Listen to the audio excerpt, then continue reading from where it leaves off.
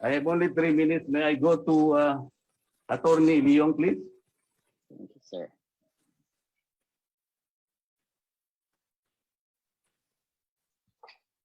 Good afternoon, Your Honor.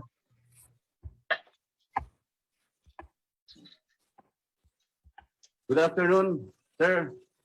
Good afternoon, Your Honor. Are you familiar with the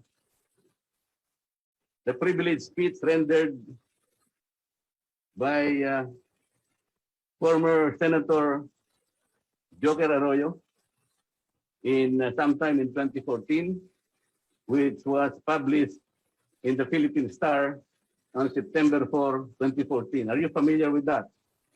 I cannot remember it, Your Honor. Okay.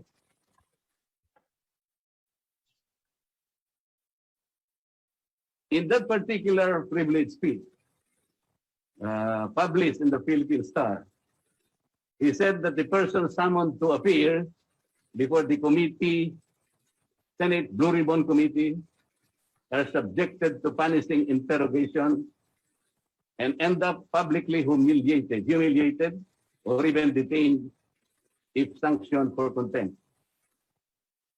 He also said that the public, after viewing the spectacle of a nationally televised hearing, are left hanging and confused because the BRC, meaning the Blue Ribbon Committee, does not prepare a committee report.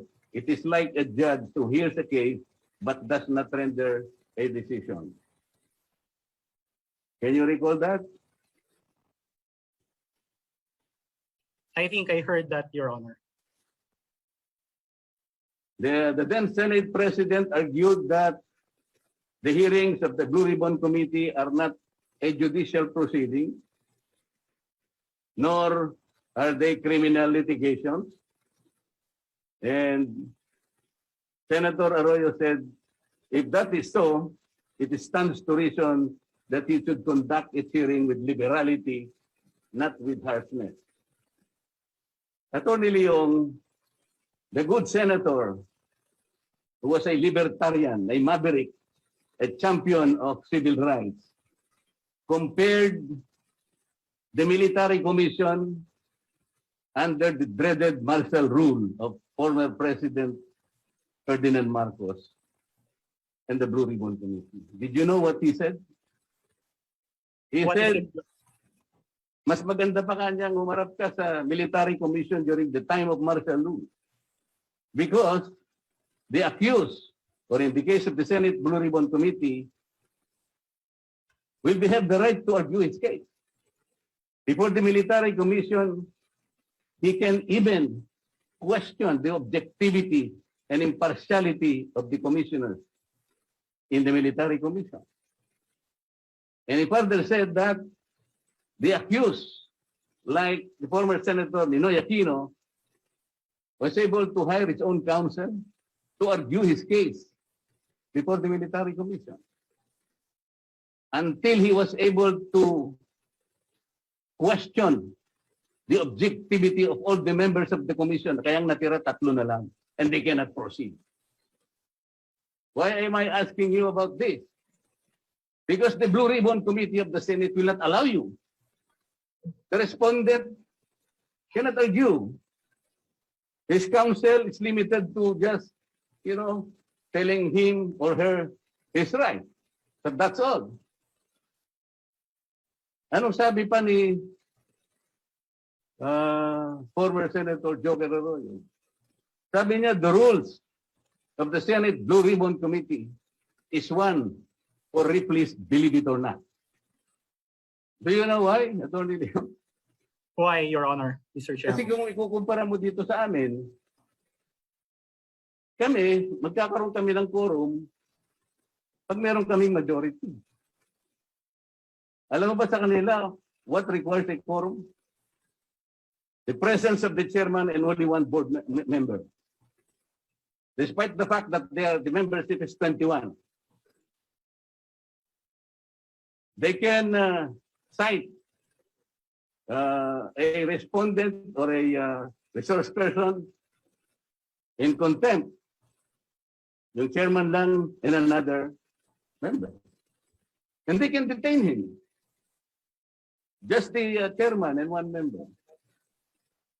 Alam mo ba kung anong tunay na pangalan ng Blue Ribbon Committee? Hindi po, Your Honor. Well, ang talagang pangalan niya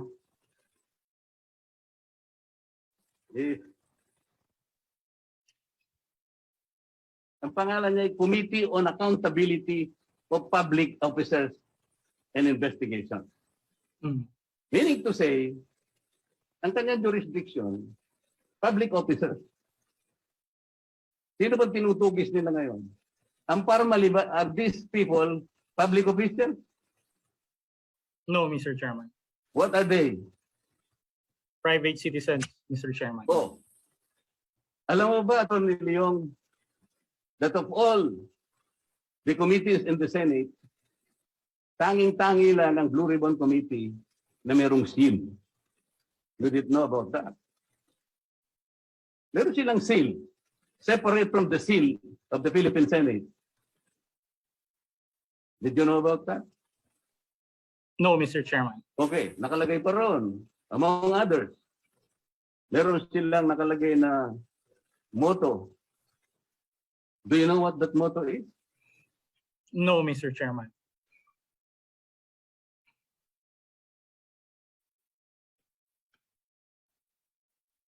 Hindi mo alam yung motto?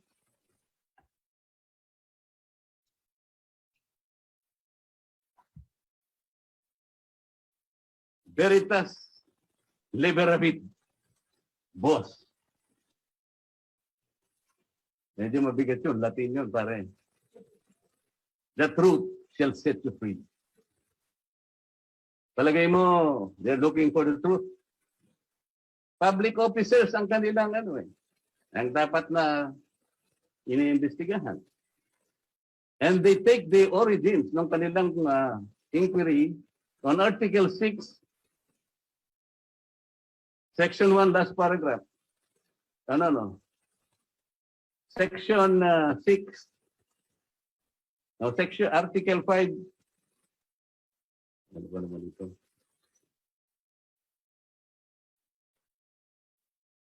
Section 21, Article 6 of the Philippine Constitution.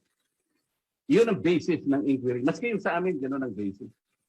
In aid of legislation. And in Article 6, Section 1, last paragraph ng kanilang rules, Atty. Leong, nakasulat ang ganito. The rights of persons appearing in or affected by such inquiries shall be respected. Meron din kaming ganitong provision, Atty. Leong. But in the House of Representatives, we maintain that. We respect all respondents and resource persons appearing before us. Ito pa ang masakit, Atty. Leong. Did you know that under Article 5, Section 3, last paragraph of their own rules, ang sabi nila ito, where evidence of malfeasance, misfeasance, and nonfeasance is uncovered in the course of the committee's investigation, the matter may be referred to the Ombudsman or the Department of Justice or any appropriate investigative agency as the case may be. They have uncovered, sabi nila, some anomalies or shadow of anomalies. O bakit hindi nila ipinapasa sa Ombudsman or the Department of Justice? Alam mo kung bakit? Hindi naman public officials itong mga ito. So pwede kang pumunta sa fiscal na lang, di ba? Because these are private persons who might have committed violations of our law. Maybe, maybe not. Ito po sa Atty. Leong, dito sa aming Blue Ribbon Committee sa House, meron kaming right against self-incrimination. Wala doon sa Senate. Alam mo nakalagay doon? Article 6, Section 5, Paragraph C. paragraph 2. No person can refuse to testify or be placed under both an affirmation or answer questions before an incriminatory question is asked. So kinakailangan, sasagot ka. At kung mapansin mo merong incriminatory element, sabi niya, his invocation of such right does not itself excuse him from his duty to give testimony. As a lawyer, Attorney Leong, the right against self-incrimination is protected by Section 17, Article 3 of our Constitution. Ang sinasabi rito, no person shall be compelled to be a witness against himself. This is the basis of the right against self-incrimination. But in the Senate Blue Ribbon Committee, they do not respect that. Mas mataas siya sa Constitution. Because ang sabi niya, his invocation, kahit in-invoke mo na, his invocation of such right does not by itself excuse him from his duty to give testimony. Ito pang mabigat. In such case, the committee, by a majority vote of the members present, there being a quorum, shall determine whether the right has been properly invoked. You imagine that. Only a few members of the Senate Blue Ribbon Committee 3 minutes. can claim that you have the right to invoke your right for self-incrimination. Ganito kabigat, ganito kalaki ang power nila. Kaya, nakakapanakot sila. Kaya, meron silang ikinulong. Because their answers would depend on whether or not jives with the kind of answers that they anticipated. Kapag kaya sagot mo, malayo doon sa gusto nilang dapat mong isagot, makukontempt ka. At pag nag-explain ka, kagaya ng ginawa mo before us, you will be acting like you are lecturing against them and you will be branded arrogant at maaaring ikulong ka rin nila. Ganun po kalaki ang puwersa na kanilang pinakikita. At kung makikita nyo sa amin, kami binibigyan namin kayo lahat ng tsansa na makasagot. Yung preface, the preface of the Blue Ribbon Committee rulings, ito nakalagay. By virtue of Section 21 of Article 6 of the Constitution of the Philippines and pursuant to Rules 10 and 11 of the Rules of the Senate, the following rules are hereby adopted. Ibig sabihin talaga, lahat ito ay nanggagaling doon sa constitutional provision under Section 21, Article 6. Hindi ka lalampas doon. You cannot go beyond the power granted to you by the Constitution. But they can ask every question, all they wanted, kahit na the rights of persons appearing thereby or affected by such inquiries shall be respected. And they will determine whether your answers are correct or wrong. They will determine whether or not you have the right to invoke the right against self-incrimination. Kaya tama yung sinabi ni Senator Joker Arroyo.